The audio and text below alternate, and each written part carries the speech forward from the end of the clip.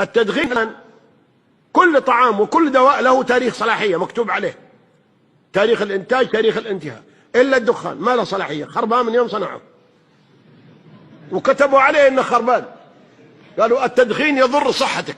يعني إيش؟ يعني طيب، ومع هذا نتجاهل. لكن لو جيت بقالة ولا سوق مركزي واشتريت علبة حليب ولقيت التاريخ منتهي، تسكت ولا تبلغ فيه؟ تبلغ، تقول كيف تبيع شيء خربان؟ طيب والدخان ما كان يوم من الأيام صالح، هو خربان من المصنع، ومع هذا نتجاهله ونشتريه ونحرق صدورنا ونحرق أموالنا ونغضب ربنا ونؤذي ملائكتنا.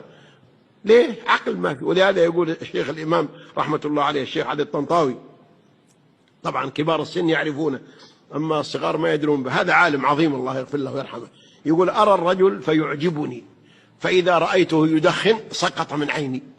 ما في واحد عاقل يدخن إلا واحد مسكين ضعيف إرادة، السيجارة أقوى منه. تقول له الدخان بطال، يقول لك والله بطال، لكن والله ما قدرت، والله حاولت، الله أكبر عليك، ما قدرت على سيجارة. المنهزم أمام سيجارة في أي ميدان ينتصر؟ مهزوم في كل ميدان. يا أخي سيجارة ذي خلاص ارجم بها وارصعها وقول والله ما أدخن، وش يصير؟ تموت.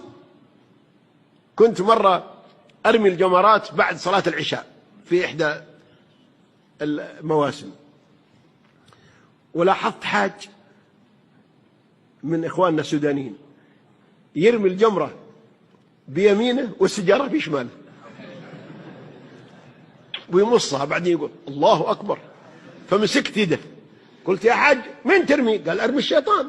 قلت شوف الشيطان في يدك، هذا الشيطان ما هو ذاك، هذاك حجر رمز بس. فالرجل عجيب، الرجل رماها طوالي ما تردد. بعدين أنا شفته وبعد مليانة ما رماها قدو في آخرها. وطبعا أصعب شيء على المدخن أنه يرميها عادها طويلة، يمكن يرميها إذا ما بقي الله مصة ولا مصتين، لكن بعد كده ورماها. أنا طمعت، انتظرتها حتى غلق، قلت له إن شاء الله ما تشيلها، قال والله ما أشيلها. قلت وإن شاء الله ما تدخن، طمعت أكثر، قال والله ما أدخن. سبحان الله.